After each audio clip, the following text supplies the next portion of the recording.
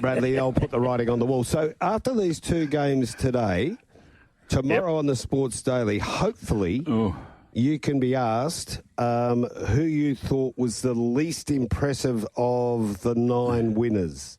But up to this point, is it is it Hawthorn and Gold Coast? You would think it'd be the least impressive of the 7 winners so far? Yeah, it's just a difficult time. I keep trying to. I've got to practice what I preach, as I say. You just got to keep banking the points. But you're right. I mean, I didn't see anything threatening from Hawthorn last night. That would worry me in the finals. I think some of the top players like Geelong and Geelong and Collingwood and Brisbane in particular. They're on their day, no doubt. But you're right there. And the Suns, they could be there, but how deep they go outside of Queensland will be interesting. Yeah. What about our listeners on that Retrovision text line? At this point, 7 games played, 7 top teams against the bottom teams. Who's going to trip up? Who were the least impressive of those 7 winners thus far? Give us your 2 least impressive winners. So we had North Melbourne well beaten by the Bulldogs, Carlton well beaten by Collingwood, GWS beats West Coast very easily, Gold Coast run over Essendon late, Geelong always in control against Richmond, and Brisbane, slow start, then they just went bang against Port. It was a bad game for Port last night, wasn't it? Oh, shocking injuries. Pepper, another knee, which is really, really sad. Radaglia. And look, they've got a few nuisance value games coming up, Port Adelaide. So that's a bit of a hit to them, that's for sure. But Brisbane first time last night, Matty. You and I have been talking about it all year. I think it's maybe the second time. I think they've gone over 100 points at the Gabatoir. But as you say, they started slowly, but once they got into stride there for a while, 8 goals on the bounce. As I say, I still think their best is the best right now. Okay. Rick from Rossmoyne's weighed in. Good morning, boys. I haven't watched a lot of Sydney this year. What's their game plan? Will they tag? Try to restrict Jordan Clark? Somebody's got to. Sarong or Brayshaw? Who do my Dockers need to put time into? I'm hopeful. Just don't bump. That's all. Cheers, Rick from Rossmoyne. Yeah, good on you, Rick. Yeah, that's a beauty. It's a ripper. Now, look, I got no doubt. I mean, it's rinse and repeat for Dean Cox today. Jordan Clark had 31 and 1 off the halfback flank last week. James Jordan will go to him, Rick. It's a given. So they'll want us to try and stop that overflow and that bounce off halfback flank. And then you'll probably size up row bottom versus either Brayshaw or Sarong. And then it'll be head-to-head with Heaney and Warner. What you need to worry about, Goulden. Goulden's just starting to, about third game back. His second half last week was very impressive, Rick. And they need to make sure that he's not delivering the ball inside the forward 50 today for the Sydney Swans, because he's the best field kicker they've got. So he's the man I'd be worried about today. Okay, morning, boys. Watching the game between the Norths and Dogs, I witnessed one of the best bumps I've seen for the year, but the player, Booker Kamas, was penalised. What is the outcome of our game? P.S. I believe the offending umpire should be sent back to the twos, and this applies to all umpires for very poor decisions. Furthermore, the West Coast will be better off trading Reid. Slow and lack of discipline. That is from Snoz. Yeah, well, Snoz was even watching the VFL because Booker played in the I was going to say, I didn't think Kamas played, did he? There was another bump too somewhere. I can't remember. I thought that's what he was going to be referring to. I can't remember where it was. It was a magnificent bump. Perfect. A little bit like Tom Stewart down at, against Anderson down at Geelong there a few weeks ago. And they paid a free kick. What is, I get it. If you choose to bump, hit him in the head. Watch out, but it was a perfect bump, and I'm a bit concerned about that one, Marty. And of course, the other one we'll talk about later. I'm sure we'll get plenty of SMS traffic. Is the accidental umpire contact? Oh yes. Are you talking about the one with Caddy? Caddy, yeah. What can he? And we love the umpires, and we've got a few that listen to this very good program, and during the week, and we love that, and we encourage that. But Brad Scott went on the deflective yesterday. Rather than talk about what he didn't do right, he was talking more about the umpires, and that's all they write about. You know what I mean? And Damien Hardwick, something similar, give away the bounce in the middle of the ground. No. But the bottom line, it's a combination of the three at the moment. One, umpires have got to get out of the way. Two, players have got to be wary and not use the umpire as a shield trying to break their tag. And three, the tagger doesn't push the player they're tagging into the umpire. Simple as that. But, Brad, I reckon I would have heard you say it 30 times in 5 years about the umpires should be out looking in, not in, looking out or in amongst the action. 100%. And once upon a time, I mean, if you had a midfielder and you were trying to encourage running patterns, you used to watch, because there was only one or two central umpires, and that's how they used to cover the ground. But that's not the way anymore. There's 4 out there, Marty. Yeah. You know what I mean? So, from my point of view, always the umpires should be reversing out of the corridor, not into the corridor, particularly in the in the field of play, especially around the boundary lines as well. That's the other one. That's why would the umpire be moving himself back into the corridor when you've already got 3 in there? You want one on the outside. Watching. That's the way I think it. And you and I, you sit on the wing, I sit behind the goals. Sophie sits on a half-forward flank. We all see the game from a different angle, but Correct. We're on the outside looking in, not the inside looking out. Here's a man who sees a game from the right angle, and that's James Sullivan. He's talking NRL, and he's talking about the Melbourne Storm last night. Too good for your Cowboys, Sully, 26-20. Hello, Marty. Hello, Brad. Listeners, he loves to throw it out, doesn't he? Mine, yours. We'll leave the Liberace jokes aside. I tell you what. It was a fascinating game because we know both sides were affected heavily. Let's be totally honest with Origin, but packed house up there, 12 all at half time, and it was on tenterhooks if you're a Melbourne Storm fan that last 15 minutes. They did dominate possession. They had 54% of the footy. But, yeah, they're the games you've got to win. But geez, the Cowboys now, I think that's they've got the Bulldogs next week. They really need to start resurrecting this season. Hey, morning, Sully. Always great to chat, my friend. Now, was it Bellamy's 600th game as a coach? Was that? Did I read or hear something about that I didn't, last night? I didn't see that, Brad, but he'd be close enough, wouldn't he? But it's amazing effort, isn't it? Incredible effort. Yeah, and a good way. A good way to win, and as you say, both teams, basically impeded a little bit by the state of origin coming up next week, which was really good. But let's quickly go back to Friday night. The Broncos 22, the Bulldogs 18. Yeah, this was 16-0 at half time. That's the bottom line. You shouldn't lose. You should not lose. No. And they did, the Bulldogs. Brad, just quickly back to Bellamy. Round 26 will be 600th game this year. Oh, round 20. Sorry. So it's approaching. I thought I heard Justin Rodsky last night on radio talking about it. I wasn't sure if it was last night or it was upcoming. Well, but still, serious numbers. Upcoming. Back to this game, it's a concern. We joked a few weeks ago, didn't we, Marty and Brad, when I said, when they signed Lachlan Galvin, is it going to galvanise or de-galvanise? There's some problems at the Bulldogs at the moment. And as I said, they led 16-0 at half-time. And the Broncos, 4 second-half tries. So young Billy Walters in his 100th game scored a try as well. And they run out winners 22-18. That's a massive win. That's a big, big win for the Broncos. But I tell you what, and it's funny, you look at games and you look at records, the Bulldogs had not beaten the Broncos at Acor since 2019. So they still haven't. And people say that Broncos have got a bad record at Acor, but not against the Bulldogs. That's a big, big win for them. And it doesn't get any easier for the Bulldogs. I had a look. Their run home, it's a tough run home. So, they've got to get back on the track. Okay, James, what turned this game around in the second half for the Broncos? Well, they just got momentum. They really did get momentum. And as I said, they ended up with, the Bulldogs had 53% of the footy. So, but they just got the momentum, and Adam Reynolds had a sniff. And it was nice just to see. And let's be totally honest, Ezra Marm's back. And he's week by week just got better as well. That combination with Reynolds. And it'll be a bit of a luxury for Michael Maguire when Ben Hunt comes back, because at the end of the day, I think Hunt was bought as a 14. And that's where I see his role moving forward. But, yeah, they had that dip in the middle of the year, the Bronx, didn't they? And now they're back on the horse.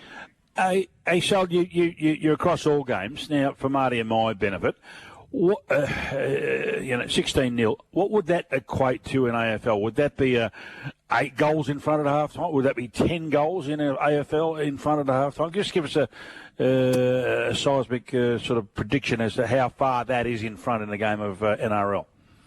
You know what, Brad? It's probably only a 4 goal. Yeah. Only 4? My humble. It's only a 4, man, because I use that word momentum. Once they get the roll, and if you get a couple of 6 to goes, and all of a sudden the opposition's not touching the footy, and you are. So I'm probably saying 4. What, you agree with that, mate? Yeah, I'd go that way because you retain possession after the goal, don't you? So that gives you that chance of getting a roll on. Correct. Top of the table, Raiders, hey? You love that. 28-24, but another good game, Sal. They were good games this round so far.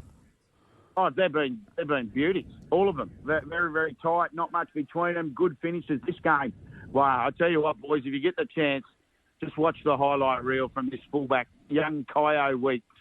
They brought him from the Manly side a couple of years ago. He put on a masterclass last night, scoring 3, 37th, 42nd, and the 60th minute, and 2 of them length of field specials. And I tell you what, don't worry about that. The Dragons came home strong.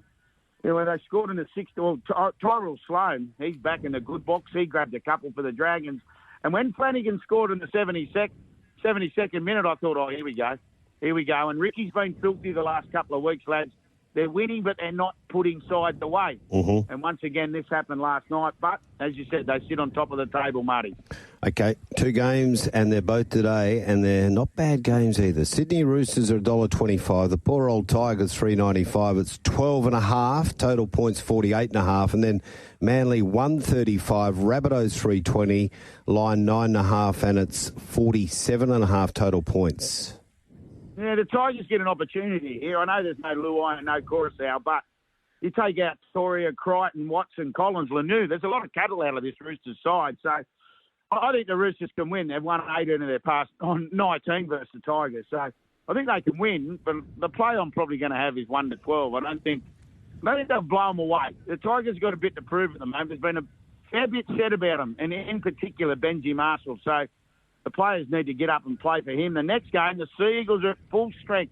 Who would have thought that in Origin? The Sea Eagles aren't affected at all. And they take on the Rabbitohs without Latrell Mitchell, as we know. But it's another one of those bogey grounds. The Rabbitohs don't mind going to Brookvale. The Sea Eagles haven't beaten them there since 2019, but I think they can score some points today. The Sea Eagles, as I said, at full strength. The Bunnies, boys, Brad, I tell you what, they haven't won a game. They've lost 5 in a row. They haven't won a game since May 18, the Bunnies. Wow. And they need to get back because they started so well, didn't they? But they've fallen away. So my plays today, boys, I'm going to go the Roosters 1-12. The Sea Eagles 13 plus. We'll get $7.05. And to score a try any time, I'm going to go Mark Nawonga-Nitawasi, Marty. And try writing that one down.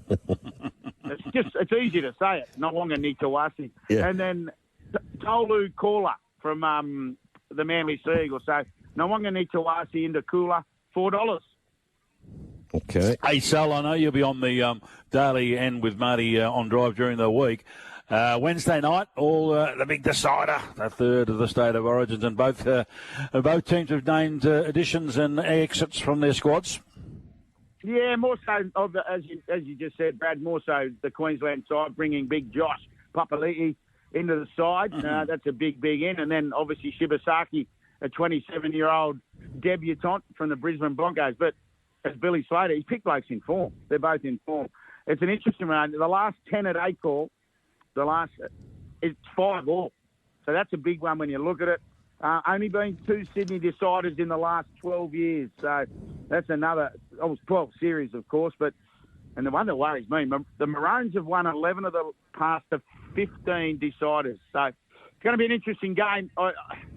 There's blokes who haven't trained. I don't know if it's Ducks and Drakes. You never know. But I think it looks like it'll be a fast track. It'll be Dewey, as we know. So, yeah, looking forward to Wednesday night, Brad. So what did you? What was it? That stat, Sul? Queensland have won 11 of the how many past deciders? Last 15 deciders. 11 of 15. Ooh. It's a good record, isn't it? I love some of the names. in sport, Sully. Is there a better name than Bradman Best? Oh, it's a beauty. And what about your your old mate, Marty? He must be very flexible. Lindsay Smith trains horses, and he's lining up. He might line up as well. Yeah, good luck, Lindsay, playing the NRL. There wouldn't be a ground big enough. Lindsay'd like to be that tall. Yeah. I've got one here from Jonesy, and it says, who do you think wins the NRL at this stage? So let me read out the betting this stage on Tab Tote. So to win it, Melbourne Storm 250, Raiders 550, Bulldogs 650, Penrith 750, Broncos 8, and then you get out to the Dolphins, Sharks 23.29 and Warriors 34. What are the Roosters? Oh God, I'm going to have to go show a bit more. $34 the Roosters. Oh. Yeah, okay. Yeah, Currently sitting 8th. Yeah, well, that they could be the same. Everyone knows. Well, the question I'll answer, Jonesy. I think the Storm can. Okay. I think. Okay. There's no Pappenhausen last night as well. He was the laid out as well for the Cowboy after the Storm, of course. But if I'm having a punt now, and if I'm going for a little bit of a risk, a little bit of value, I think the Roosters might stir them up a little bit. But at the moment, and as we all know, boys, everyone's looking over their shoulder at the Panthers. You know, they've been in the last 5 grand finals and they won't give it up easily. So, but if to answer Jonesy's question, I'm still on the Storm. And just a quick one, Sol, from me. Kangaroos coach. Talk about ducks and drakes. Who's going to end up getting that gig? Well, it's an absolute good question because Wayne Bennett's talk came out yesterday, and I've gone, hang on, isn't the stipulation that you can't coach an NRL team? The bottom line is that they have really cooked this. You've got a bloke called Mal Mananga, who's the Kangaroos coach, who's organised this Kangaroo tour to the UK. Had everything ready, boys. No joke. I know the bloke has been doing it all in the background. All the hotels, everything was booked, and the NRL. Remember, he doesn't coach the Perth Bears till 2027. Bet he can give me a spell. It's become a circus. Okay. So Cameron Smith put his hook up, hasn't he? Yeah, and I think at the end of the day, I think Cameron will be, he's in the media, but he still gets around the joint. He's still got his eyes in with, obviously he does a little bit with the Storm still. He's involved, but he has put it up. But the one that blew me away yesterday, and interesting enough, Brad Fittler has said, no, I don't want to do it because of that sort of organisation skills. So, yeah, they need to find one quick. Well, do they need to find it so quick? But, yeah, Cam Smith, there's nobody else really around that, when you look from inside out, there's nobody else around, is there? So Cam Smith may get it by default, Brad. Okay. So we'll talk to you on Drive on Wednesday and then listen in on Thursday on the Sports Daily. Thanks for coming on. Stay safe, boys. Enjoy your day. He's a Repo James, Sully Sullivan, 8 last night. Heats of the Inter-Dominions, Brad. Let's go through them. Heat number 1, and it was taken out by Sure Thing captain. Back in the pack. Beach Ball steps up 3 wide. Leaders back. Rakiro Rebel Speak the Truth, the centre. Frankie Ferocious tracking up deeper. Better Eclipse the inside. Catch a Wave. Tango Tara. Captain Hammerhead. Love Bite. Free Thinker is at the tail. Heading towards the top turn. 400 metres left to run. And they are going lickety-split now. Sure Thing Captain being joined by Beach Ball. But he's under a drive now, Beach Ball. Frankie Ferocious deeper out. Leaders back. Rakiro Rebel. Catch a Wave is starting to stalk them deeper. Gone always smoking. Better Eclipse the inside at the top of the lane. Sure Thing Captain. He goes into overdrive and he races away. Sure Thing Captain. Rakiro Rebel battles on. Catch a Wave thundering down the outside, but Sure Thing Captain. Sure Thing Captain easily. Catch a Wave. Rakiro Rebel. Better Eclipse fourth. Next tank. Okay, first of the heats there, Brad. Sure Thing Captain wins at $6. Yeah, I only just watched the replays this morning, Marty, because you asked me about to do that. Catch a Wave, I thought it ran a much improved race. Big improvement on his first up run at Melton, and I think that was predicted by most people who know this horse, that he normally takes one to come to his top, so that was good. He gets good points going in. Here's heat number 2. Don Hugo just pops up 3 wide. He's sort of half cutting there, McCarthy. He goes back in. He's still right on the back of Captain's Knock. Doug's Platter is under pressure. Tim's a Trooper is deeper out. Jim RT badly held up. George Street, Sia Art, Obi Legal. Hot and Treacherous. A long way back, Sia Art. Don Lou whips them in. 400 metres left to run. Back straight quarter. 27 and 5. Eroda leading the way. Captain's Knock hard to shake on the outside. Don Hugo, now he fully commits. Coming up 3 wide, and he's starting to warm up nicely. Tim's a Trooper is fourth. Then Sia Art. They're into the home straight. 3 of them fanning the track. Eroda, Captain's Knock. Don Hugo opening up. Captain's Knock trying to go with him. He looks like a male model. He's got a big motor to match, and he scores well. Don Hugo, Captain's Knock, Eroda, Sia Art. Well, he looks like a male model. Yeah, male model. Second favourite to win it for Luke McCarthy, and he's the defending champ, and he's too good. Well, he's the Brisbane Lions of pacing, isn't he? So good about that. Could the challenger or the serious challenger come in the third heat, Marty? Oh, here it is. Here's the winner. Deeper. Pete said so, the inside. Pegs there, the place to be. Turn it up the inside. In between runners, where you been bopping. Wider Whisper a Secret. Next, Kanina Prov Lima. Classy Washington. And back at the tail is Hector. Third quarter, 27-1. Leap to Fame. Races clear, and he said, here if you need. And Dixon sits as cool as a cucumber. Races away, Leap to Fame. And bolts in. It's all Leap to Fame, beating Pinseeker. Chris Barsby's going to love calling this into Dominion, isn't he? Well, a 27 third section Leap to Fame blows him away. He was $1.35 to win the whole series before the heats were run, so he puts on a clip. Yeah. And at this stage, it does look like a race between him and Don Hugo, but let's see how it unfolds. You have a great show in the Drive Show every week. And if you ever want a little bit of content, give Crash Craddock a call.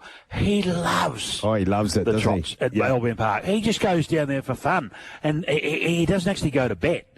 He goes to walk around, and he wants to look at Don Hugo. He'll want to look at Leap to Fame. Yeah. He's a pacing nerd. Yeah, that's really good advice. I'll take that on. We'll get him on maybe this week too and talk about the cricket, which we'll touch on soon. Sunday morning, Tab Radio Racing and Sport is turned on, and you are listening to the dulcet tones of Marty Young and Brad Hardie on the arm. Yes, and Chris Nelson joins us as well. Good morning, Chris. Good morning, Marty. Good morning, Brad. G'day, Chris. Great to be with you. We always love this meeting because if you go back a little way back, this is where Winx launched her magnificent winning career. It was, and also the meeting where Knight's Choice won the Winx Guineas and went on to win a Melbourne Cup. So, and maybe we might have a Caulfield Cup contender come out of yesterday's meeting. It certainly looked that way. Ooh. Yeah. What did you make of the track? I said to Marty, looked as though purposely the riders were steering away from the rail, particularly on straightening. They seemed to come around the corner and they wanted to get out a bit. They did, but look, as the day wore on, we did have a couple come through nearer the inside. Not quite hard against the fence, but probably 2 or 3 off. And Fortunate Kiss was one of those that came through nearer the inside. So, look, they ended up a soft 5, the track. It's probably the driest it's been for some time. And, it was nearly perfect, but, probably just that really hard spot against the fence was avoided there, Brad. Okay, how about race 5, 1,000-metre sprint taken out by Chakra Boy for Nikita Berryman? Yeah, well, good.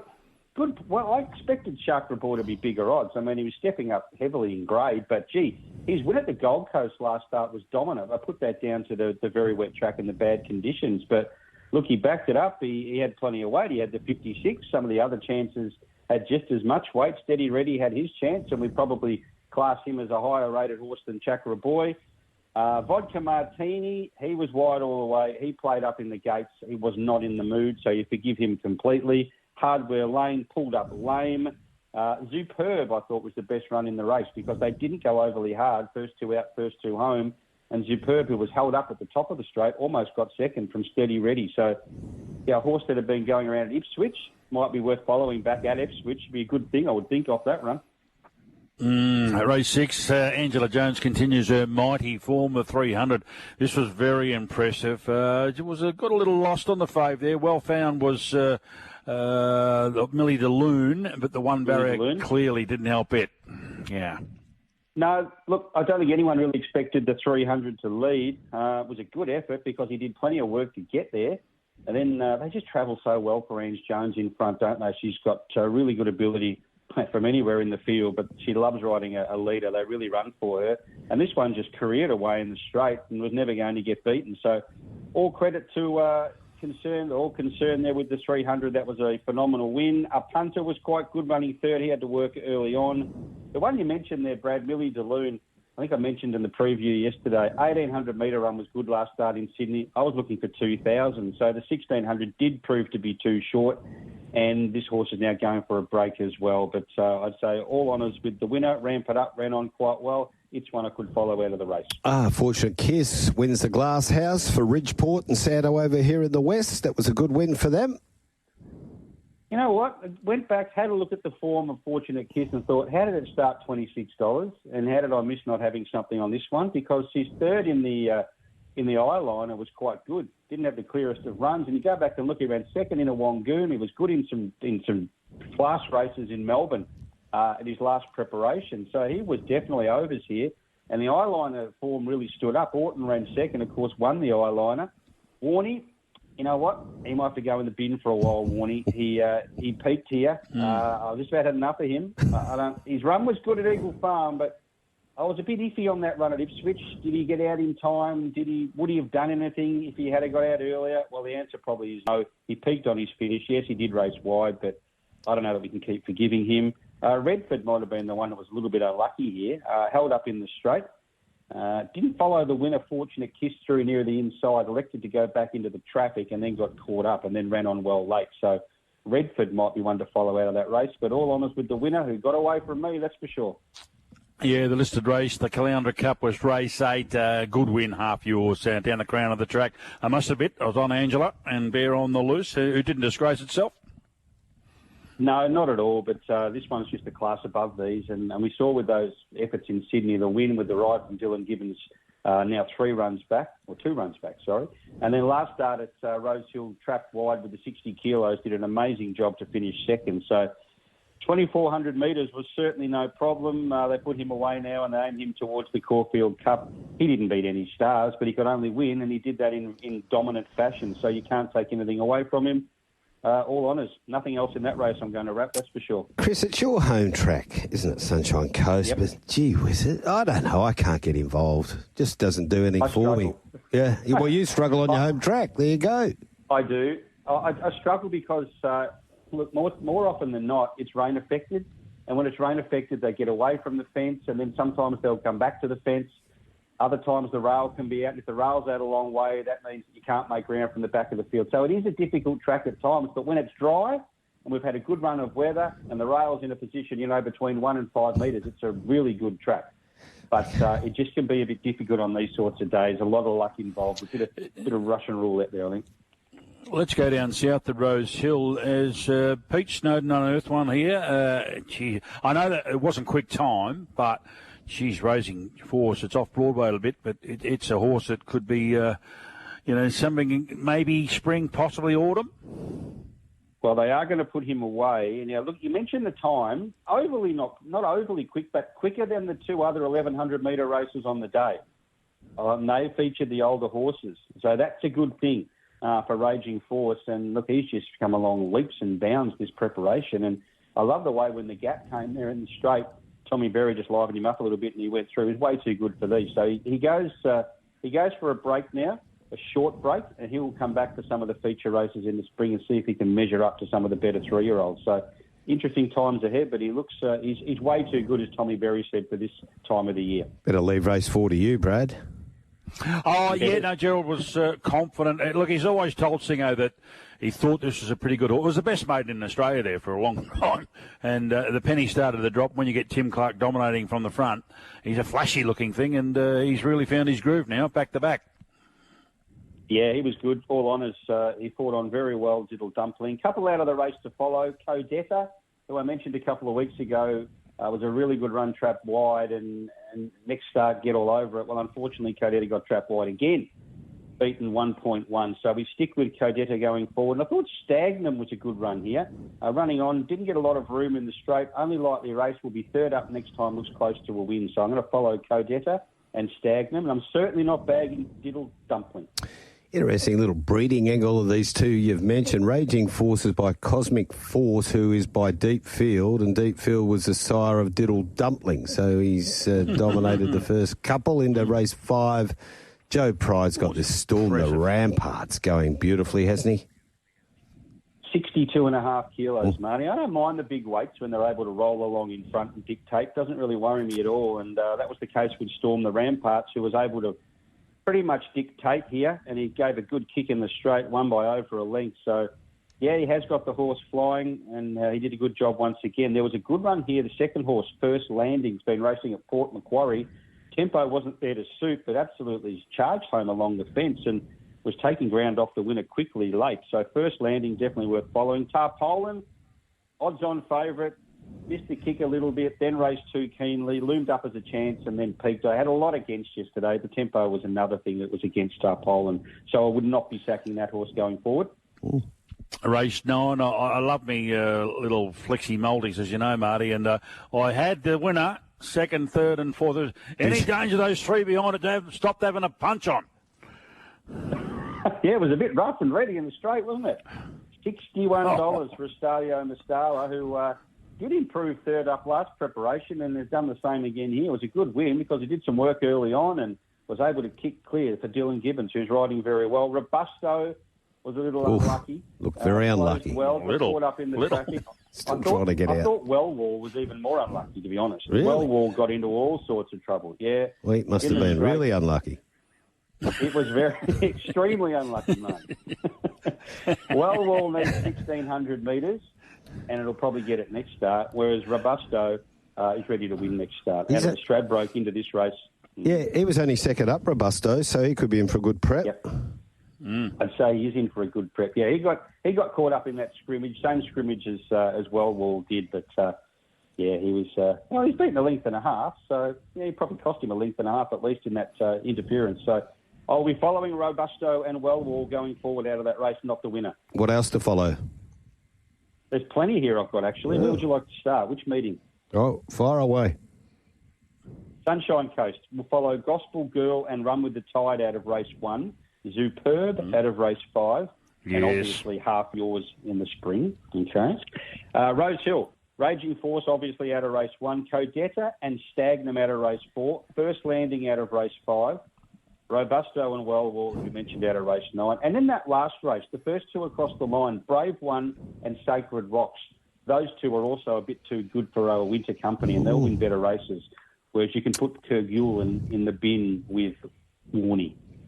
Now, are you heading to Townsville today or not? Yeah, I was just about to jump in the car and drive the 75 hours up the coast to Townsville, mate. Take the helicopter. I don't know how many, what do they say, how many can trip that is. It'll be a lot. It's a long one. For sure. Yeah, we will go race 3, number 9, Time On, who looks well placed third up, and race 7, number 2, Rowena's Dance. Now, last time I checked, there were no prices up. There might be now, but those two should run well. 3, number 9, 7, number 2. 3972. So 39 is Time On at 420, and 72 is Rowena's Dance is 225. It's going for the Bakers. Yeah, it's going for the Bakers dozen. I think it's 112 at the track. So you're, it's like Gallipoli Prince at Moonee Valley. Yeah. Yeah. Yeah, she's the Chief De Beers of the North, I think. All right, Nelson. Always good to chat. Tune in on Wednesday. Thanks, guys. Have a great day. He's a ripper. Hey, Marty, you want a useless piece of information? Yeah. Because, you're obviously living in Queensland for 5 years, playing with Brisbane. People get mixed up about distances. They say, it's equally as far from Melbourne to Brisbane as Brisbane to Cairns to drive. You wouldn't think they would. I mean, everybody thinks you're going to drive to Cairns. Oh, that shouldn't take long. Oh, well, as long as it takes drive from Melbourne to Brisbane, that's how far it is. It's a long way, mate. Yeah. Wow. What about the cricket overnight, Brad? Australia are 7 for 221 at stumps. That gives them a lead of 254. I'm just so wrapped for Cam Green. I think, it doesn't matter. Any West Australia, Mitch Marsh, Cam Bancroft, they love kicking the bejesus out of him. And I think we're all concerned. I think we weren't convinced, but at least he hung in. And he'd shown a bit of promise in a couple of innings, Muddy, even though he hadn't made big scores. He'd been there for 47, 50 balls. But last night, obviously, 123 balls and 52.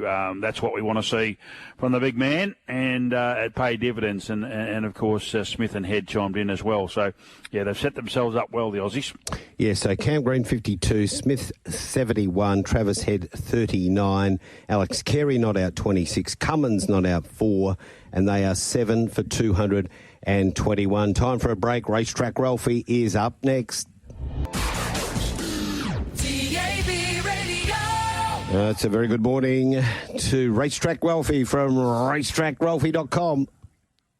Good morning, boys. The finals day at Flemington yesterday. Track played well, genuinely on the soft range, and there was 6 favourites at $2.40 or shorter, and only 2 of them won.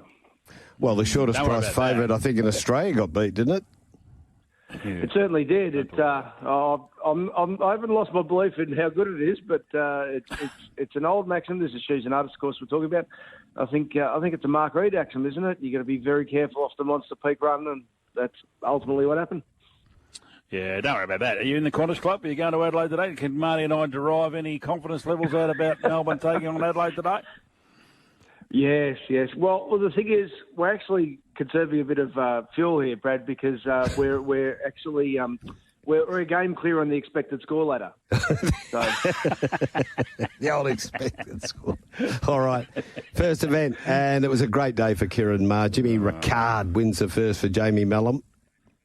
Yes, picked off the cash. I've got Vince Cardi's data through. It showed a bit of a mid-race slowdown. I think just one of the fundamentals. You just got to be careful of that big margin win up the bush, because you don't know if it's a real race or not. But actually, the mid-race slowdown was probably the difference in winning or losing that Bakash copped. And Jimmy Ricard didn't. They spaced the rest. Okay, off-season form only. I'm not even going to try and pronounce this next winner, but what? Buckloo. Okay. Graham Kennedy got bad from TV for that. It was a funny run race, but it was never going to lose. It was a funny run race, and again, I'm glad Vince has started through. So there was 3 mile races. They just absolutely walked. So I was scratching my head wondering why Johnny Allen was in front of Narcora, but he got it over the barriers and then couldn't hold it slow enough. So 0 criticism there, but Buckloo just dropped the head and said, how easy is this? So of the odds honours, this was one that smashed him and completely smashed him. What he showed was just a dynamic turn of foot. So it looks like they've got another Cherry Tortoni type. Let's see what he can do in a fast run mile. It was interesting. Patrick Payne pre-race was saying that thinks he's a nice horse. Spring will come too soon for him, and probably target Tassie or early stakes races over summer. But they're going to make a lot of money out of him, whatever happens here. I don't know if he's top shelf, but I think he's going to win lots more races. Yeah, we got Michelle Payne on between 7 and 8 to have a chat about her day and Patrick's day yesterday. At Flemington, race number 3, it was Marble 9 for Liam Reardon winning, beating Periel in a close finish. Fought it off well. Inhibitions was back in 3rd. Yeah, well, once it became a dogfight, there was only one horse you wanted to be on, which was Marble 9. It was. Look, it's funny. He's again run slower time than the 3-year-olds, and what he is, he's just a really honest off-season horse with tenacity. He didn't run time again here, but he's just put his head out. It was a small field. He puts himself in the race, tactical speed, and Pirelli couldn't pick him up. I think that's about the 12th time he's been beaten as favourite, Pirelli, so that's what he is. But I think of the horses to follow from the meeting, it's actually quite a tough meeting to pick horses to follow because a lot was set for the meeting. But I think Inhibitions is in for a good prep. There was no market support for her. She's run really well, peaked on a run, second best last 600 of the day, but just the 15th best last 200, and that matched the softest in the market. So I think Inhibitions is one of the horses to follow.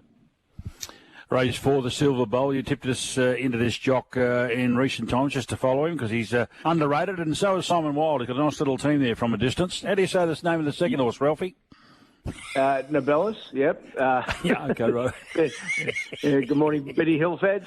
So, look, the one query with Nobellis coming in here was what would happen in a fast run race, because both its runs coming into it were very, very soft tempo dash homes, and, well, they found it. It would have been clearly leading the winter final this race. That's how fast they went. So, hence, it just gassed out late. Both these horses are in their first prep, so don't know if they're going to have another run or not. Maybe, there's money to be made from a distance. I'm pretty confident Nobellis is the best horse in this race, but that might have been it for the prep. Zorro's Flight, they put the blinkers on, and I think it's going to be winning very shortly. A similar basic race, and Everrain was just struggling to keep up. They had to do a big mid-race as well, so I think Everrain, they'll find a win for it as well, Team Friedman, but again, basic sort of stuff. Golden State Warrior won the Banjo Patterson Series final. I thought Bold Soul was tough in second. He absolutely was, and so the fame in the blinkers just took off from Froggy. He said after the race he just couldn't hold it, just let it run, and fair enough too. So he found a real race, and Golden State Warrior, sometimes you can be lucky in racing too, because the tactics would have, just let him relax a bit, and then when the pace went on, this was just absolutely perfect for him. So I'm pretty confident that was the difference between winning and losing. But as I said to you a couple of weeks back, that they're spinning the wheel, these horses. They're all chasing against each other. Bold Soul beat on Golden State Warrior last start, and Samuel Langhorne and Virtuous Circle third and fourth. They both ran recent fourths of these two horses. So unfortunately, they're just going to keep seeing each other, and you can't really step into these with a lot of confidence punting-wise. Most of the multis in Australia disintegrated in race 6. Tell us about the data here. Did Jamie need to get going a little earlier, maybe, on She's an Artist? Well, yeah, possibly. So I've got the breakdowns on a race-to-race comparison, and certainly they went slower race-to-race, and I think part of it also had to do with the track condition, because what happens with Flemington, the drainage in the home straight's so good that it becomes like a two-speed track when it's slow. So they've jogged along and then went for it. But they've still run good overall time. I just think that, it just got into an insane price because, like I said, it wasn't talent. I wouldn't be surprised if they set her from the Moya coming back. She's the best horse in the race. But Bridal Waltz has a good figure on her, and Ben Mellon just rode her perfectly.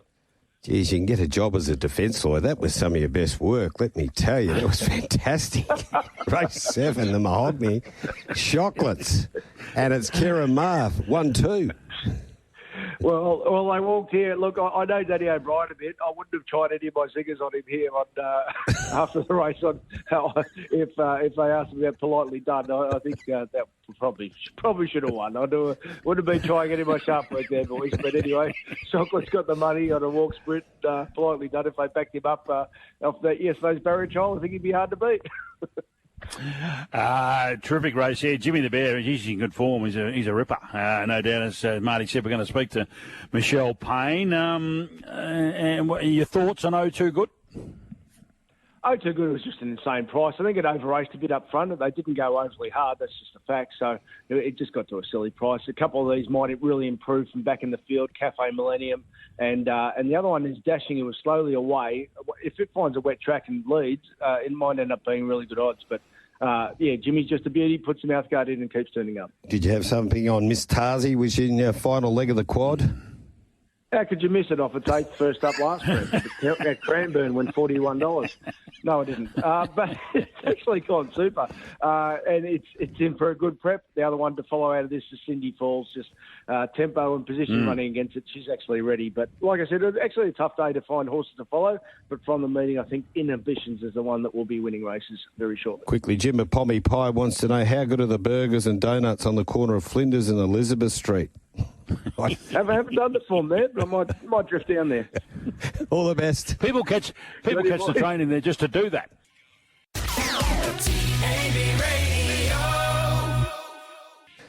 In the first hour of the show, which two teams of the 7 wins that we've seen so far have been least impressive? Who are the two that you think, well, they might slip up in this run home because 9 doesn't go into 8? Timmy has said GWS and Hawthorn. I thought GWS looked all right against West Coast, always in control. A lot of players out. Gary has gone Western Bulldogs. I think he's stirring you up. And Gold Coast, they were fantastic, the Dogs. And Lisa has gone Hawthorn and GWS. So I can understand Hawthorn a bit. I can't understand. Yeah. As I say, look, I've been preaching to Fremantle supporters and everybody else's supporters. You just bank the points and keep going. GWS are hard to get a handle on, Marty, because the narrative around them is they beat Collingwood in round 0, remember? Mm-hmm. Which is a long time ago. And then they beat Geelong for the 5th time in a row at the Cattery, which is just unheard of. Yep. Then Fremantle humble them. And then, they nearly get ambushed by the Gold Coast at home. So they're a bit of a hard one to keep an ear on, that's for sure. So, and there are other narratives. I mean, people will say about the Dogs, and I understand that. They said, they haven't beaten anybody in the top 8. Well, if you look at who they played when they didn't have the team that they would like, and including Bontempelli and co, they played a lot of the good sides early, like Collingwood in round 2, Brisbane in round 5, had them on the mat, Fremantle over your way, not disgraced, and then they're up in Darwin against the Suns, who were unbeaten, great game up there. Yeah, and they did well against Geelong at the Cattery. So, I'm not dismissing it. I understand where they're coming from, but the bottom line is you can only play when you play. Okay, Lisa Vallenbrook has sent in a text. Morning, guys, and Sophie out there in the box. G'day, Sophie. The Dogs with a dynamic midfielder forward and back, they are going to be hard to beat. No excuses for the Eagles. They were putrid. And Ruben Gimby is the only player who busts his guts every week. Kelly Cripps are 2 who should play the rest of their games in the waffle. Guys, I don't agree with debutants being used as subs. What's the point of bringing a kid into the game, then bringing him on 6 minutes left on the clock in the last quarter? As had happened to Malachi Champion, you either give them a full or a half game or let them play in the reserves. I think Champion come on a bit earlier than that, Lisa. If the SCG is so bad, why would Freo play Pierce? Take care. Enjoy your day and week. Cheers. That is Lisa from Allenbrook. Thanks for the text. Yeah. I think the concern for me, Lisa, and West Coast fans was the attendance, 38,000. Now, I know it was only the Giants, but they boast of 100,000 members, and you got a good performance. We gave kudos where kudos was deserved. That was against Collingwood, even though Collingwood didn't really get out of first gear. Doesn't matter. At least West Coast showed something. So you would have gone with a degree of optimism, hopeful that you might have seen an upset Friday night, but that was over in 15 minutes. I mean, it's just, and it's not for the first time, because Carlton, who were going like a bastard, absolutely tore them a new one for 45 minutes a few weeks ago. So, as I say, if you want to see improvement from the teams that are down below, like North and West Coast and other teams that are down in the bottom 4, you've got to get effort and performance minimum 2 times a month, hopefully 3 times a month. But they're giving it once a month. Yeah, and that's the inconsistent nature of these teams down below, aren't they? They get your hopes up. You think they're on the way, like North Melbourne. Then they go down to, get belted by Hawthorn in Tassie and things like that. Agree with Hawthorn. This is Jim Pommy Pie. Hawthorn struggled last night against a team that would struggle to beat the Eagles' waffle team. I don't know about that. They're chock-laden full of talents and Kilda. I'm a big rap on their talent. Gee, they've got some good young players in that side. We mentioned it last week. Brad Maxwell, what about him again? Gee whiz. Yeah, he was terrific. Gee, he was a very good round ball player, and he got 3 goals, and he was terrific. I nearly had him best on field. I did that game last night. Now, people say, well, how do you do that with Wanganeen Miller, having 43? But, I thought his ball usage, his disposal efficiency was better. He kicked 3 goals. Wanganeen Miller didn't kick any goals. They go out of their way to give the ball to Wanganeen Miller. Max Hall finds his own. So I'm not knocking Wanganeen Miller, but let me tell you one thing. If Diesel Williams or Doug Hawkins or Peter Matera had the ball 43 times, their team does not lose. They don't lose. Yeah. This is the anomaly of the game, where someone's had 43 disposals last night and still got beat by 4. Yeah. I agree, 100%. Here's Micah Mandra. Morning, folks. My disillusionment in AFL was galvanised with 4.5 minutes to go in the second quarter between the worst Coast Eagles and GWS when opposing players clashed in a well-executed bump from both of them. A free kick was awarded to the Eagle player for no reason, resulting in a goal. That was that Aaliyah bump. Aaliyah one. Yeah, that was the one we were That's when the toys went out of the cot. To me, that decision reaffirmed that current-day umpires have no feeling for the fabric of the game while concentrating on pinging desperate defenders who dribble the ball across the line, penalising who go in with the protected area or those who flex a muscle while standing the mark. The new demographic the AFL wants to attract can have it. That is Micah Mandra. He's had enough. It's out, gone all over. Yeah, it's frustrating. There's no doubt. I think we all saw that one. And as I say, like, if you choose to bump and you execute it well and you don't hit someone in the head, it's not a free kick. Yeah, it isn't. No, otherwise, take the law out of the game or put the law into the game. You can't bump. They want to go. This, I reckon, in 10 years' time, I've asked this question before, try and project forward under the current regime, but the new guys coming may be able to arrest the ship away from the wokes that are in charge at the moment.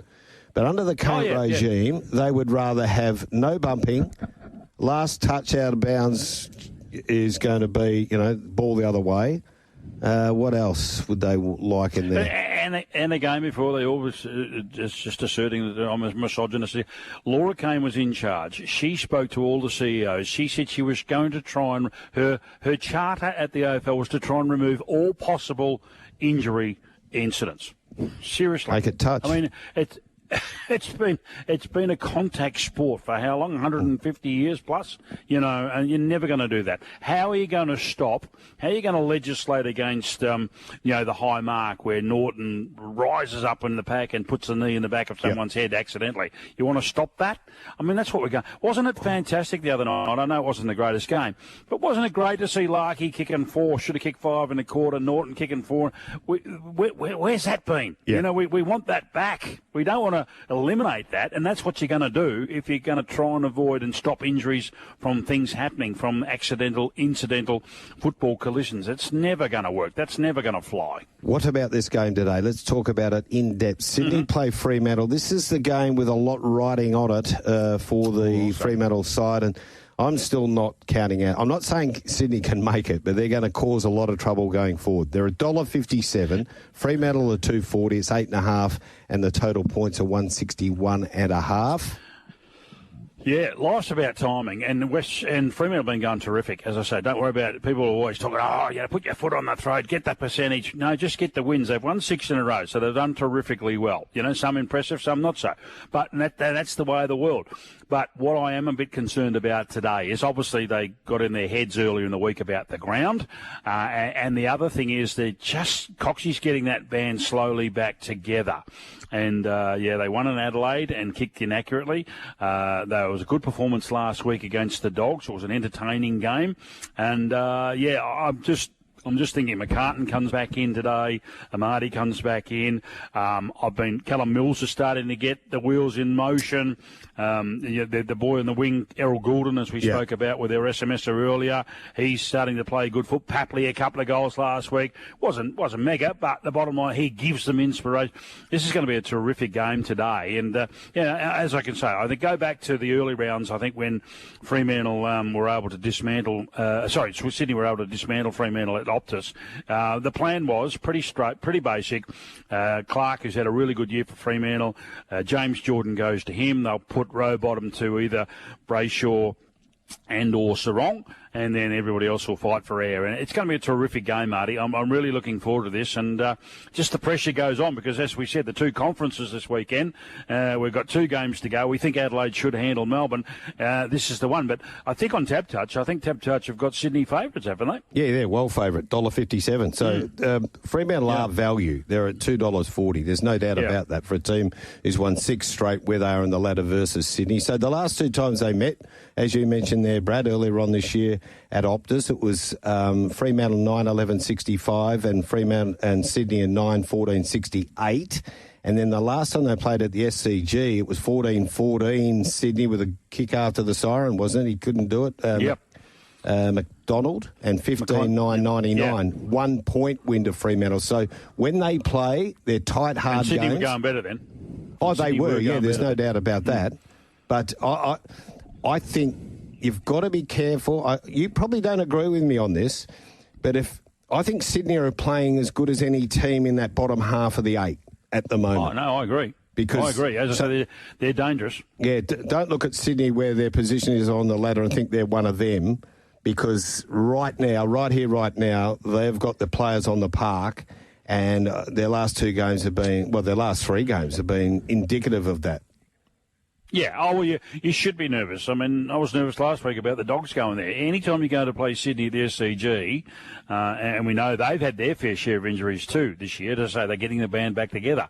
Some long-term injuries that they've had, Mills and Goulden and a few of those, Papley, as I say. And life's about timing. And, Fremantle are going to have to be red hot. They're going to have to be right on their game today because, they're going to be tested, win, lose or draw, by a Sydney Swans team who, Coxie's still in his first year. People forget that.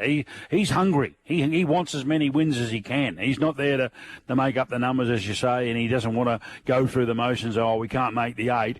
But they do have, and they've got another couple of fixtures down the track, Marty, not in the not too distant future, where they could have an influence on that top 8. Oh, definitely. So let's talk about where the game starts in the ruck. So head-to-head, you're going to have Grundy taking on Luke Jackson and Sean Darcy, and Grundy will have a little bit of help from McLean. But Grundy's form has been out, and I know everyone's talking about how good Luke Polly Jackson Farmer's going at the moment, but Brodie Grundy has, I think, had as good a 6 weeks as Luke Jackson. So this should be a terrific clash when they go up head-to-head. Well, this will probably sound strange because I'm not a believer in the dual ruckman. I want Jackson to be the first ruck. He wants to be the first ruck. But in terms of centre bounce downs, I think Sean Darcy's better suited with Grundy because Grundy crosses the line straight away. Yes. He wants to engage, whereas Jackson wants to use his athleticism, and that was the old Percy Johnson trait. Yep. Jump in early so Jackson can't get off the ground, whereas you've got Sean Darcy who wants to wrestle. He wants to engage in physical contact. But around the ground, it's a no-brainer. It has to be Jackson because Grundy's quite mobile for a big fella, and he's been taking a lot of boundary throw-ins. He's trying to collect the ball out of the air straight away and getting it on the boot and going down the ground. And following his ball too, Brad. He's big at that, isn't he? Tap, follow, clearance. Yes, exactly right. So, and as I say, and look, Heaney's in reasonable form as well. He kicked 4. Hayward was a bit disappointing last week. Chad Warner started to get that dance step going again that we saw earlier on in the year from him. But, so they're going to, maybe whether it's a Matthew Johnson or one of those is going to have to go with one of these midfielders because Heaney's just a class act. He nearly single-handedly beat the Dogs himself last week. Fremantle need more out of Amos. We've said that for a number of weeks. Yep. Good on Shai Bolton. It's 150th game for him. So well done to him. They need a bit of X factor out of him in the forward line today. And the Fremantle defence is solid. But if they do prevent that Jordan Clark run, and where is it going to be? Who's it going to be? And I'm a little bit concerned. I mean, I'm with Lisa in regards to Alex Pearce when you're coming back off a hotspot and you're a little bit maybe concerned about the ground. Maybe they should have waited another week, but we'll wait and see how it plays out today. Okay, there it is, the big clash today, Sydney and Fremantle, and then, of course, Adelaide and Melbourne will follow. Melbourne have had a good record against Adelaide of late, but Adelaide, to me, are one of these teams that if they get a sniff against an inferior opposition, they like to crush them. A little bit like the Western Bulldogs are similar, Brad. They've got that high-scoring attack. So have Adelaide, and if they get a sniff, particularly at home, they'll be going out there to win this game by a big space. Well, we spoke about the narrative with the Giants. We spoke about the narrative with the which is portrayed about the Dogs, and this is the same with Adelaide. I mean, if you read any in any story, there's always one. Adelaide can't score against the good teams. They beat up on the crap ones, and that's what they have been doing. That forward line has been really, really solid. Tilthorpe last week, 5. Walker in other games has kicked 3 or 4. Fogarty's had his day out, from time to time. So, Keys has been a consistent hitter of the goals. This is the problem.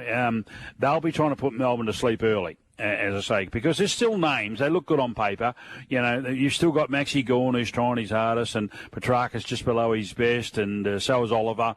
Viney hasn't had quite the same impact, but they've still got a reasonably solid lever back in to help out Stephen May to try and quell that forward 6. But you'd think if Jordan Dawson, Michael Annie, if he can get going, Rankin, etc., you'd think it could be how far if Adelaide get the pedal to the metal early. So the last time, or the last 3 times these teams have played, April 4, 2024, Melbourne beat Adelaide in Adelaide 78-63.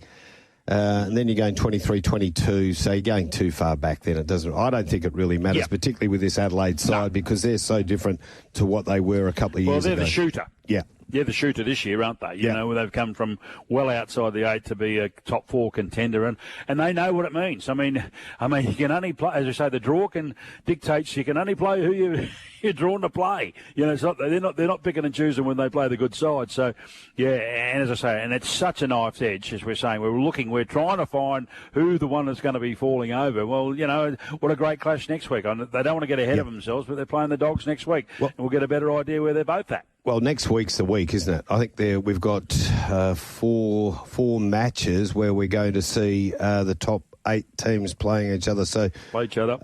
Fremantle, Hawthorn. So let's go through them. Thursday night, you've got Brisbane travelling to Marvel Stadium to play Carlton. Gold Coast Suns are hosting Collingwood. So that's the first of them. Then on Saturday, the Bulldogs play Adelaide Crows at Marvel. Yep. Followed by Giants, Cats at Engie. Now, the Giants have beaten the Cats the last 4 times down there in Cardinia Park. Yeah, 5 times. But they haven't played them at Engie yet. So what happens there? No. I look, as I say, that's why the pressure's on. I mean, the only one that's cruising at the moment is Collingwood. Yeah. And now Geelong and Brisbane would both kill to finish second. Kill. Oh, yeah, you know, definitely. And that's where it's going to be. That's where it's going to be at. So there'll be a few teams barracking for other teams next weekend. And the fourth of those matches is Fremantle playing Hawthorn Optus on Saturday night. So I know this round, and it's just the way it turns out. Like, you know, I'm the biggest critic of AFL fixturing, you know, in the media, but it's just unlucky how it's turned out. Here's Daniel from Inglewood. He won some tickets to the Eagles thanks to Tab Radio Quiz. I went there knowing what the results would be. The Eagles, off a 6-day break, had got themselves up for the Collingwood game. Kind of knew they would be flat. Skills were deplorable, and the worst is still yet to come, in which I keep telling many that refuse to see it. Anyway, good day on the punt. First of the bets of the day got up African Daisy 10.80 and Jimmy Ricard at $7, and rounded out the day with Miss Tarzi 61, turned $150 into $3,200. Giddy up, Daniel from Inglewood, you guilty. Oh, well, he could buy tickets to the Eagles for the remainder of the year. Now, good on him. That is excellent. But, look, the only thing I'll agree to disagree with him about, I'm not into this 5 and 6 day turn. That happens all the time. The sports science these days is well advanced. You know, they don't do a lot of training, Daniel, during the week. It doesn't matter whether they've got 5, 6 or 9 days. You know, they get to a situation in the AFL now where they're super fit, hopefully, with a little bit of improvement coming into round 1 or round 0. And they do very little training during the week. It's more rehab. So I don't really buy into the 5, 6 day breaks anymore. Chris at Como said, no buses to Optus ground on Friday night during peak. How badly affects attendances there. Well, Chris, normally when we try and leave here, the studios at Gloucester Park at 6 o'clock when there's a game on over at Optus Stadium, you are just blocked in. I've only got to travel 3 minutes to home. Sometimes it can take me 25 minutes. I kid you not. On Friday night, I left here and I was home in 3 minutes. And I went, what the heck is going on here? And then I saw the crowd and I thought, well, obviously it wasn't a very big crowd. 38,000. It looked even less than that, to be honest. Yeah. Look, and as I say, I've argued with a few on several stations. The Eagles' bottom line isn't going well. They lost $1 million last year, and I know for a fact that they're dodging and evading paying the full-toed odds this year to the Waffle as part of their, they're trying to keep everyone else going. The Football Commission, who distribute the money to the Waffle and the grassroots. It's not good. It is not good. And there was somebody the other day, and people were saying, oh, no, you're not. No, I know, exactly, because there was an auditor who went around and there was 37 suites available at the West Coast Eagles. 37. Available. Not being used. Okay. I mean, they pay for them, but what about the proprietors who have, bid or tendered for supply food, drink, all of that, etc.? That's your cream on the cake. They're missing out. Now, let's have a look at, you mentioned Waffle, South Fremantle going their winning way, 10-9-69, beat the Mont 6-6-42. Lemon chicken. It's always a good day when you beat Claremont. Peel Thunder, 6-5-41, and the Royals got them at 10-9-69 down at Lane Group. More lemon chicken. Subiaco's winning run come to an end, 8-9-57, and West Coast 14-3-87. How's that for kicking? 14-3. Wow. Yeah. Who got amongst the goals there? Oh, I don't know. I can't tell you goal scores at this stage. Yeah. Now, Perth, 8-8. 56, brother. East Fremantle, 8-5, 53. Oh, I knew you would Street like Furies. that. And West Perth, the old Garlics, they've winning run come to an end under their new coach, 11-8-74, and the boys from Bombo Valley, 12-13-85. So that is the Waffle results for this round, which was round 13. Every Sunday morning, like a lullaby to a baby's ear, Marty Young and Brad Hardie entertaining you on the Aftermath on Tab Radio Racing and Sport. Yeah, time to talk cricket with Matthew Arrowsmith. We often talk to Matthew on Drive. We've got him on the Aftermath this morning. Hi, Matthew. Hey, boys. How you going? Very well. Brad Hardie's in Melbourne.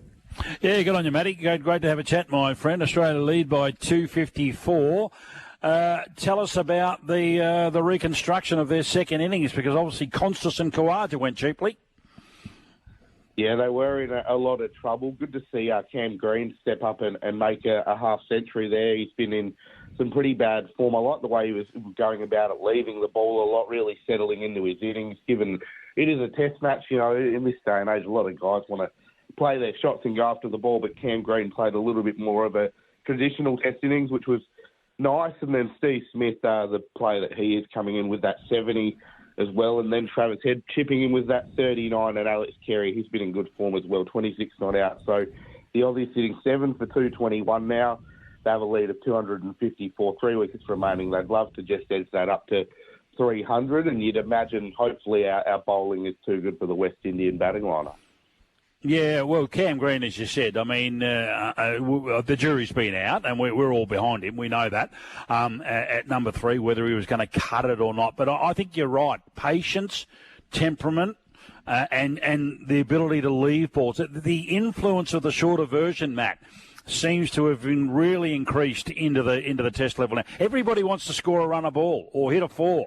Or, you know, there used to be days when Test cricket a few years ago, you might make 200 in a day. Now they wanted to make 200 in a session. Yeah, I completely agree. I think more players need to be leaving the ball, let it go through to the keeper. You've got 5 days to try win the Test match. You don't need to pile on to, 400, 500 in a day. Sometimes you need to play the long game. It's a long format of cricket, and I think, we need to see more guys getting themselves in and being patient, and then the opportunities to score will come. So enough's enough with Constas, isn't it, Marty? That's what I was about to say. What are we doing up the top? It's been driven by New South Wales cricket scribes, New South cricket officials, the influence of New South Wales in the team. I mean, enough's enough. I mean, I'm getting really dirty now because they just refuse to acknowledge Marcus Harris or, Bancroft or whatever. These guys, they've just put a line through them, and we're persisting, and Khawaja is suspect against the quick ball. We've got to work out what we're going to do for the Ashes, surely. Yeah, I think you're right there. We definitely need to look elsewhere because Constas it looks like he's not up to the level yet. Sure, he might eventually get there, but like you mentioned, someone like Bancroft or Marcus Harris, they're right for the picking, and even if they can come in and only have a test career with average 35, at the moment you just need someone to do the job. They don't need to find the next generational talent right now. They need to find someone for this Ashes series and for the next couple of series moving forward. So if they're not going to go backwards to go forwards, who is it then? Because I've got a feeling they're not going to do that. As Brad said, it's driven by the New South Wales cricket mafia. So who are we going to go with going forward? Who else is out there? They could turn back to Nathan McSweeney. I'm not sure if they will do that. Jason Sanger's been spoken about as well. Henry Hunt's over in South Australia. Jake Weatherald in Tassie, he was the top Shield run scorer last season opening the batting, so you'd have to imagine maybe he's in the picture. I wouldn't mind them even having a look at Sam Whiteman, who's piled on the runs here in WA for a long time. Whether they were willing to go down that path, I'm not too sure, but there are a few options, but it's really hard to know what the selectors are thinking. Okay, so what about Steve Smith? He failed in the first innings, and a lot of people were talking about, is that finger in the splint going to worry him? But he's just such a pro to get 71 out there before being adjudged LBW. Yeah, fantastic effort from Steve Smith. He doesn't stay down for too long, does he? Just a really important knock when the Aussies were in a bit of trouble to bat some time there with Cam Green and Travis Head and get 71 on the board to get Australia in a position where they'll feel like they can win the test. So what do we expect to happen now with Australia at this stage? 254 runs in front, end of day 3 wickets in hand. They set the West Indies a bit over 300, didn't they? 310, I think it was, in the first test. That was enough. Is that the sort of figure they'll be looking at? Somewhere like 310, 350 in that mark?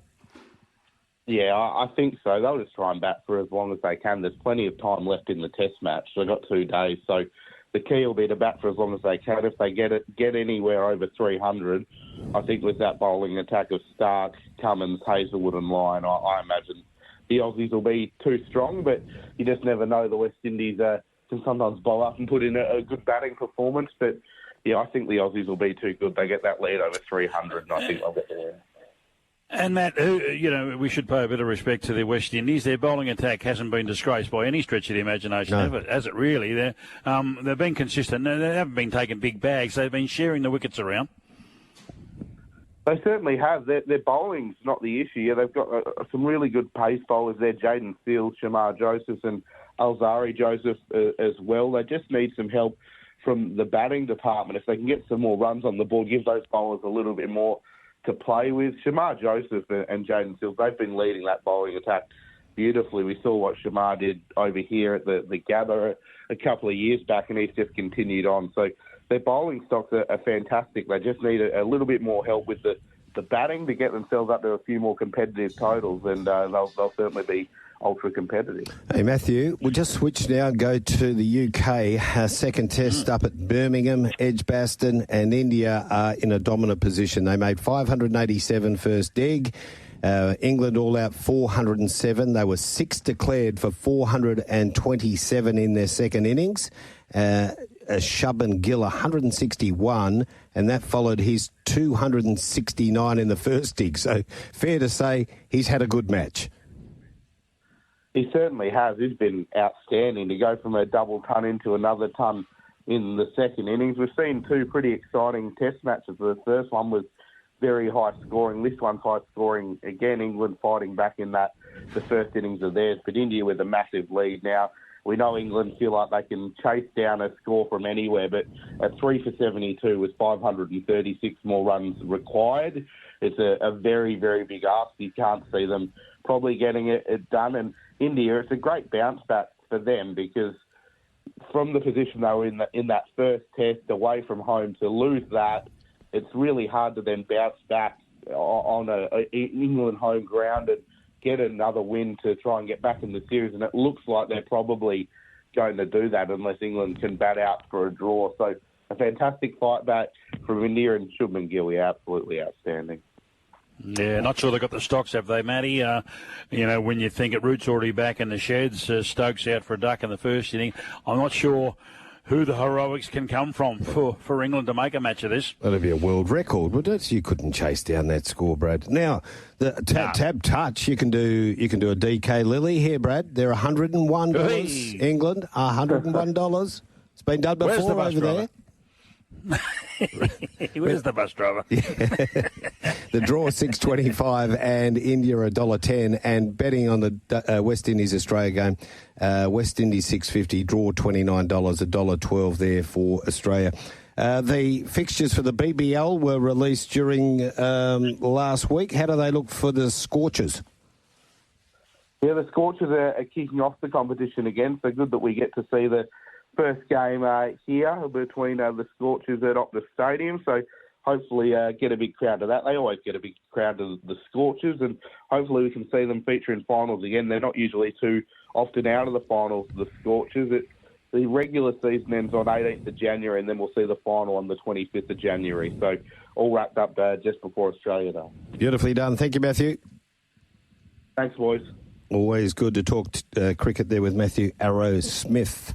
Now, Brad, it's not on the rundown, I don't think, but we're about to head north and catch up with Ryan Hill because he was at Marble Bar yesterday. Just before we do, boys, thank you for acknowledging the passing of West Perth former champion Shane Sheridan.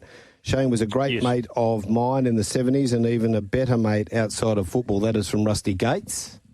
Yeah, good on you, Rusty. Yeah, now he was a star, two-time premiership player, won the Simpson medal in their 71 grand finalist. He came to South in 1980. He played a few games. Very popular figure down there at South. We loved him down there. The little fellow with the moustache. Yeah, had the tash. The porno moustache. Long black hair. Had those locks. Yeah. Really, really good guy, and hadn't been going well for a little while, but yeah, no, and if there is a silver lining, Marty, he went to sleep and never woke up. So, I think it's not a for want of a better term, not a bad way to go. Yeah, that is for sure. But yeah, he was part of that golden era for West Perth, wasn't he? Yeah. Oh, yeah. I mean, you know, when you're Uncle Bill, and yeah, they were, and you know, I was at that 75 grand final. It was the first one going for South. And less said about that, the better. That was when waffle footy was really strong, and you know, you went to watch Bill Valley and Shane Sheridan and these, you know, Leslie Fong and Bill Dempsey and all these great players for West Perth. The garlic bunches, we used to call them, you know. Anyway, it was really good. So, yeah, very sad day to Shane's immediate family, wife, and everyone else and friends. Was he 73? I reckon, Marty. I reckon he's about 73. There you are. I'm not sure. I'll be stand corrected on that. Maybe Rusty can send us in and exactly how old Shane was, but I reckon he was probably around about that vintage. Okay, let's head up and catch up now with Ryan Hill, who was at Marble Bar yesterday.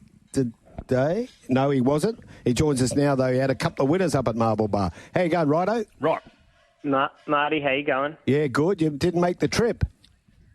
No, I've got my man up there, Ian Gladden. You know, he's a man of the people, you know, so we sent him up there with... the man of the people. Good luck to him. Yeah. Yes. Yeah, and you've done well up there. Brad, Hardie, mate. Well done. Tell us about racing at Marble Bar. Yeah, no, it sort of come about... we just had a few that were just sort of running sort of fourth and fifth down here, and Ian's been doing a bit of work for us, and he said he wouldn't mind a holiday in the sun, so we decided the prize money's great up there, you know, and it's good to support the local, you know, the country racing, because, you know, it gets all them apprentices going and things like that. Like we give Shani a winner yesterday, so that was good.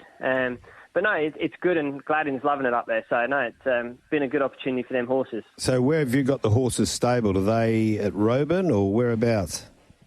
So they left from home, he drove them to Carnarvon and raced them there. He got himself a double. Yep. And then we're based in Port Hedland now, so he's just going to float around up there, and yeah, good luck to the locals in Port Hedland. Yeah, where was he when he was talking about he'd just been to Korea?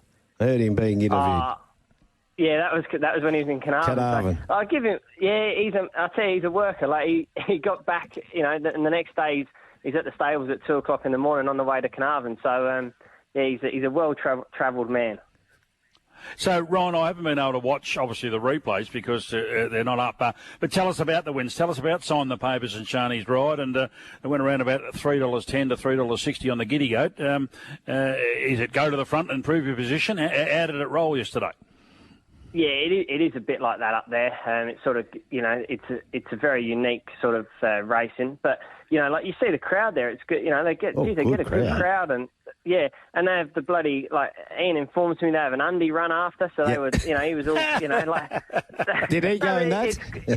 No, he was watching. Don't worry, he had both eyes on. You know what he would be like. So no, look, it's all good fun, you know. So. And, Marty, the prize money you race for, it's fantastic, you know, like, because you still get your West Speed bonuses up there. So, you know, it's paying the way. For them horses, instead of running fourth and fifth down here for the owners, they can go up there, they get a win. Owners want to go up there, they can have a bit of a break because, you know, the weather's pretty ordinary down here at the moment. So it was just another avenue we sort of looked down from the business. That was the plan of it. Yeah, and it's worked out well. As you said, you get the West Speed bonuses, and in the third race, Mo was able to win for Jessica Gray. Yeah, no, that was he's been going good, that horse. He was probably not Zephin's fault. He drew barrier 12 at Carnarvon the other day and was off the track and got beat by our other one that add 10 kilos less. So, it was. I did try and put Shani on that, but these managers, Marty, you got to teach them the way. They get off solid 90 pops, they're not like you used to be, mate. Come on, Righto. Now, I offered you about 200 rides. I don't think you ever took one. I've got on a couple. Oh, did you? Okay. How about the stable down south? How's it all going? Yeah, no, everything's going along well. We'll take a few to the races today. It's going to be pretty wet and windy down there, I think. But I think they're doing the best job they can to keep the tracks in good condition. So, we go down there with the team today and hopefully we can get a winner. Okay, race number 3, you got Lynn Starr there for Holly Noddle. Talk about apprentices in good form. Yeah, no, she rides well, doesn't she? She rode a double for us the other day. So this horse has been slightly disappointing, but I've put the blinkers on today. Her claim, she got beat by one of Luke's pretty nice ones on a heavy track. So we're hoping that the rain comes, and I think that's our best chance today. So fingers crossed she can go well. All right, race number 4, number 10, Shanti Girl for Victoria Corver. Yeah, she's just a 2-year-old. We're just not quite up to that Saturday grade, and so we just put her in against the older horses. So we'll see how she goes, but probably place chance at best, I'd say. Okay, now Brad was on this in Kalgoorlie when it won, Alabama Elegance. Race, what are we? Race 5, number 5 for Vicky Corver again. Yeah, no, it was that was a nice win in Kalgoorlie, so she'll look to get the suck run up behind him again. She's got a bit of confidence from that win, and she's always around the place, that horse. So it was very nice to get a win because we run her in Tom Percy's colours that day for their Memorial Day up there. Yep. So it was good to get his day off to a good start for him. So look, the horse has not taken a backward step, and she'll be more than competitive today. I think Tom's got a few in your stable, hasn't he? Yeah, we have a bit to do with him. So he's good for the industry, isn't he? So it's nice to sort of for that day. What it's like up in Cal. It was cold and horrible, but geez, it doesn't look like there's many people there. But in the members, there was heaps, and in that blue spec room, so it was a good day for him. Oh yeah, they're clever. They stay out of the wind. Once it was that wind blowing up the straight, you're in a bit of trouble. So you're telling us race 3, number 5, Lynn Starr is your best at $11. I would say so, yep. Well, there's an early lead, Brad, for our aftermath listeners. I might put that in me Sunday saviour, right? Yes, because I'm very tempted. Alabama Elegance is $6.50, so there you go. We like value. Rhino, what about the stable up north? Where do they go to now? Port Hedland? Port Hedland, so he doesn't have to travel far next week, the boy, so he'll be happy. So, I think we got Incandescent Lady talked up. I sent Marine's Cry up there. Got to send him some fresh blood. That won a trial well the other day, so that'd be hard to beat in the maiden when it goes up there. So, they'll just keep following them. I think they'll be pretty competitive. So have you got anything for the Port Hedland Cup? Because we're going up there for the Cup.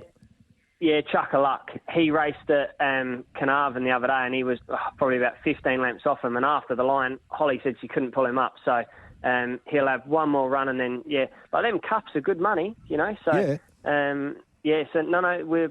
that's him. So Chuck-a-Luck will be the Cups horse. And how's that beautiful beard of yours coming on? It's still in fantastic condition? It's strong. Yeah, it's strong. I'm happy with it. So getting stronger? Is it getting stronger? It's stronger, I'd say. It's ticking along nicely. All right, Adam Durant reckons I need to just shave it all off. He said he's going to pin me down and get rid of it all. Well, there's a few here need it. Go on, Brad.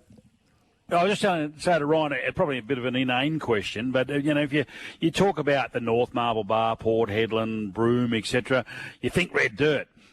Feeding the horses, everybody down south thinks there's no grass up there. How does it roll for you up there when you're feeding the horses? Yeah, no, the horses they've loved it, sort of thing. That we sent up plenty of feed, and like the locals up there, like I go on really good with Colin Haddon, so he's been a big help for us getting more feed organised up there and stuff. But no, look, bit of sun on their back. They've settled into the stable environment. We've got a paddock up there for them, so.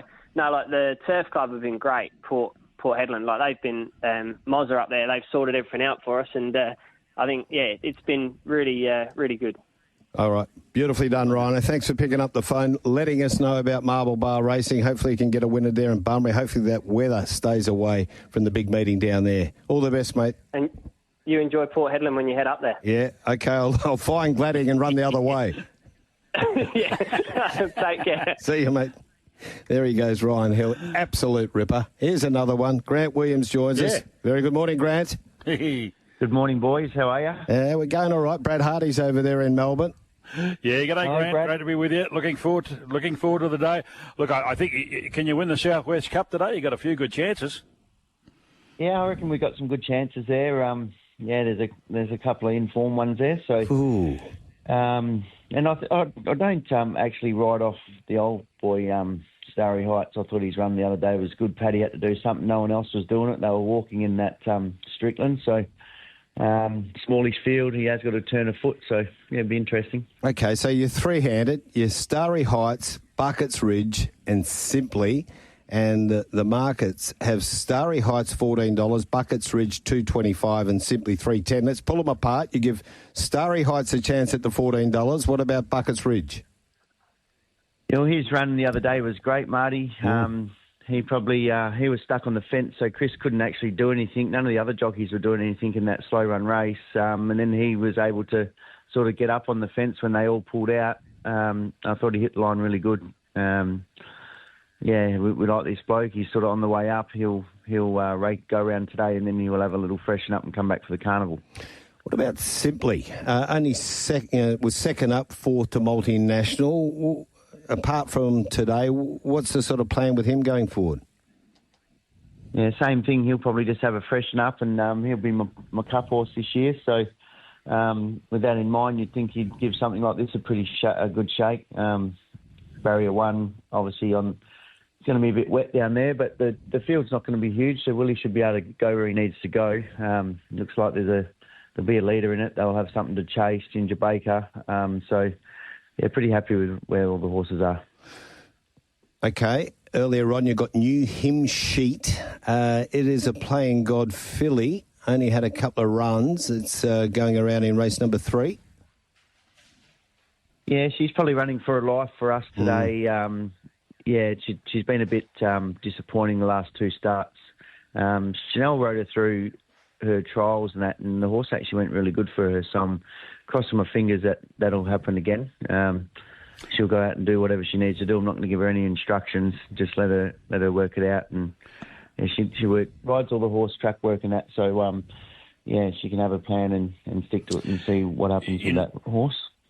In race 4, you've got the So You Think Me, Surround Me resuming with Willie on board.